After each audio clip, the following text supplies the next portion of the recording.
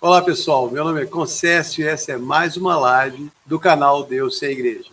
Hoje eu quero falar sobre as lições que eu aprendi com a vida do rei Salomão. Como um cristão que gosta de ler a Bíblia, eu sempre tive os meus heróis bíblicos, aqueles caras que eu admiro e até me identifico com eles. É claro que o maior de todos os heróis da Bíblia é Jesus. Ele deu a vida por nós. Mas diferente dos outros, ele não era um sujeito pecador que pisou na bola e cometeu um monte de erros. Ele é Deus. E eu pessoalmente gosto de me identificar com os caras que cometeram erros e pisaram na bola, mas ainda assim foram usados por Deus. Eles me dão esperança de que Deus pode me usar do jeito que eu sou. Os personagens muito santos estão longe da minha realidade e eu não consigo ser como eles. E um dos sujeitos que eu admirava muito era o rei Salomão. Eu falo admirava porque agora tem outros heróis também. Mas teve uma época que eu era muito fã do rei Salomão, não por causa da sua grande riqueza, do harém enorme ou da fama dele. Eu admirava o Salomão porque logo que ele assumiu o trono como rei de todo Israel, Deus apareceu para ele num sonho e disse: me peça o que você quiser e eu te dou. Você já imaginou Deus aparecer para você e falar isso? O que você vai pedir para Deus? Bom, eu sei que todo mundo tem uma lista enorme de coisas que pode pedir para Deus. Mas sabe o que Salomão pediu? Ele pediu sabedoria. Ele falou assim: o Senhor me colocou como rei sobre um povo enorme, esse povo é muito grande, e eu sou só um menino, eu não vou saber julgar corretamente e discernir o bem do mal.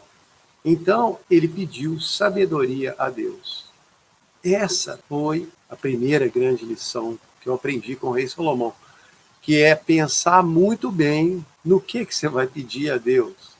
Porque o Salomão, ele foi exaltado como rei, ele recebeu o reino do homem mais querido e respeitado em todo Israel, que era o rei Davi, o pai dele. Ele podia ser só mais um menino mimado, mas ele escolheu fazer a coisa certa. E o que ele pediu agradou tanto a Deus que Deus resolveu dar a ele mais sabedoria e entendimento do que qualquer homem que já existiu na terra, antes dele e qualquer homem que viesse depois dele. É o que fala em 1 Reis 3,12. Isso significa que ele foi o homem mais sábio que existiu na terra. É claro, sem falar de Jesus, porque Jesus é Deus. E Deus ainda disse para Salomão que, como ele não tinha pedido riquezas, não tinha pedido uma vida longa, Deus ia dar para ele tanta riqueza e glória como nenhum rei daqueles dias.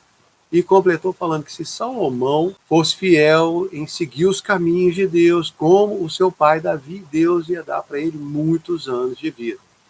Quer dizer, o cara pediu a coisa certa na hora certa e acabou recebendo muito mais do que ele tinha pedido.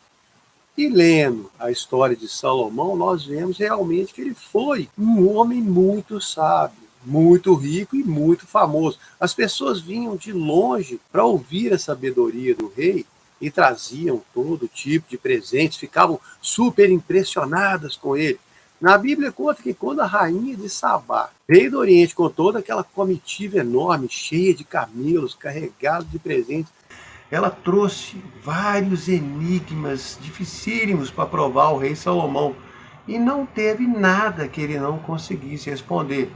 Ela disse que tinha ouvido falar da fama de Salomão e veio para ver se era verdade e acabou descobrindo que o que ela tinha ouvido falar não era nada perto da realidade. Na Bíblia fala que ela ficou fora de si com tudo que ela viu. Salomão também foi o cara que construiu o templo de Deus. Só isso daí já é o bastante. No primeiro livro de Reis, no capítulo 6 e 7, conta sobre toda a construção do templo, a glória, todas as riquezas, tudo que foi usado. E além da sabedoria que o Salomão tinha, ele tinha muito respeito pelo Senhor e pelo templo que ele estava construindo. Tanto que durante a construção do templo, nenhum barulho de martelo, machado, nem instrumento de ferro foi ouvido no templo. Era tudo cortado antes, preparado e levado para o templo. Parecia um Lego. Salomão gastou 7 anos para construir o templo de Deus. E depois ele foi construir os palácios dele. E essa também é uma boa lição para mim, que foi forte. Primeiro faz as coisas que você propôs no seu coração fazer para Deus. Depois faz as coisas para você. E aí, depois que ele construiu o templo de Deus, fez uma cerimônia linda de inauguração, todo Israel lá, ele se ajoelhou na frente do templo, fez uma oração maravilhosa a Deus. E aí, depois, Deus apareceu de novo para Salomão. Disse: se você me seguir com todo o seu coração, como seu pai Davi, e for fiel a mim, eu vou confirmar o seu trono para sempre, e nunca vai faltar um sucessor de Davi no trono de Israel. Mas se você me abandonar e seguir outros deuses, eu vou exterminar Israel da terra que eu dei a eles e vou lançar para longe de mim essa casa que você construiu. Mas o cara mais sábio do mundo, ele nunca ia pisar na bola. Quando você lê lá os provérbios de Salomão, dá para ter uma ideia da sabedoria dele.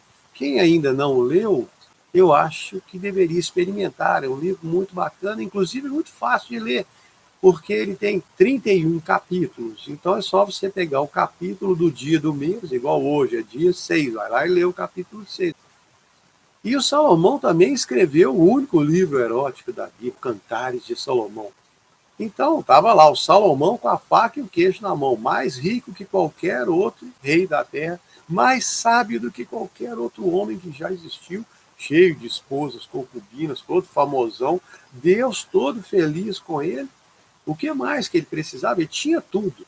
Fama, fortuna, admiração, sabedoria, espiritualmente realizado, tinha o favor de Deus e ainda tinha a satisfação de todos os desejos dele. Ele era um homem perfeito. Salomão era o cara. Mas aí, quando nós lemos o livro de Eclesiastes, que Salomão escreveu, nós vemos que mais tarde na vida ele ficou insatisfeito e cansado de tudo aquilo. Em Eclesiastes 1:8, ele fala: todas as coisas são canseiras, mais do que qualquer pessoa pode falar. Os olhos não se cansam de ver, nem os ouvidos de ouvir. Em alguns momentos do Eclesiastes, dá para perceber um tom de depressão.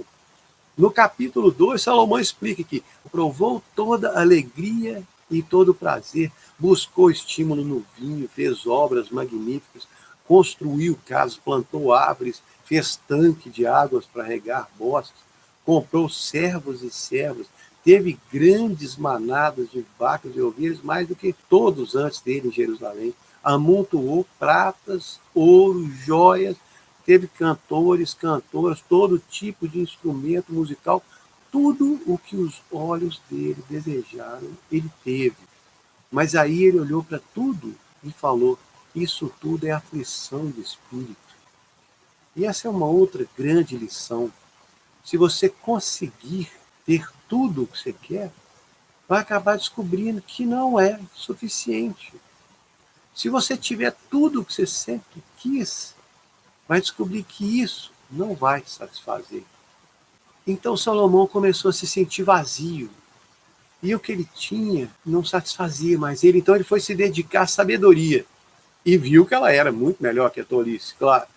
Mas acabou se decepcionando mais tarde, quando ele percebeu que os sábios morriam da mesma maneira que os tolos. A sabedoria, por maior que fosse, não livrava ninguém da morte. E aí ele se cansou também da sabedoria. E ele disse: na muita sabedoria há muita canseira. Quem aumenta em ciência, aumenta em tristeza. Isso está em Eclesiastes 1:18. Finalmente ele chegou a odiar a própria vida e o seu trabalho. Falou: odiei a vida porque toda a obra é muito cansativa. Tudo é vaidade, aflição de espírito. Odiei o meu trabalho porque eu vou deixar tudo que eu fiz para o homem que vier depois de mim. Então Salomão ficou deprimido. Nem a sua grande sabedoria conseguiu ajudá-lo. Ele escreveu no último capítulo do Eclesiastes: não há limite para fazer livros e estudar muito é uma canseira enorme. E ele reconheceu depois e disse: de tudo o que tenho ouvido, a conclusão é: teme a Deus, guarda os seus mandamentos pois isso é o dever de todo homem. Parece legal, cara, reconheceu a Deus, mas a gente tem que ver que ele reconheceu a necessidade de Deus como uma obrigação, porque o relacionamento dele com Deus era uma obrigação saudável, não era um relacionamento amoroso. Todas as formalidades da religião não incentivavam as pessoas a terem um relacionamento íntimo e amoroso com Deus. Tudo era só uma obrigação. E essa é mais outra lição importante. Não interessa quão formal você seja, quão correto, não importa cerimônias, sacrifícios, penitências, ofertas, o que importa é o seu coração. Jesus mesmo falou isso lá para a mulher na beira do poço em Samaria. Deus é um espírito e ele busca os que o adorem em espírito e em verdade. E aí, no final da vida do Salomão, ele deixou o desencorajamento tomar conta, a autoestima lá no fundo do poço, e ele foi buscar o agrado nas mulheres dele. A história conta que ele tinha 700 princesas, esposas e 300 concubinas.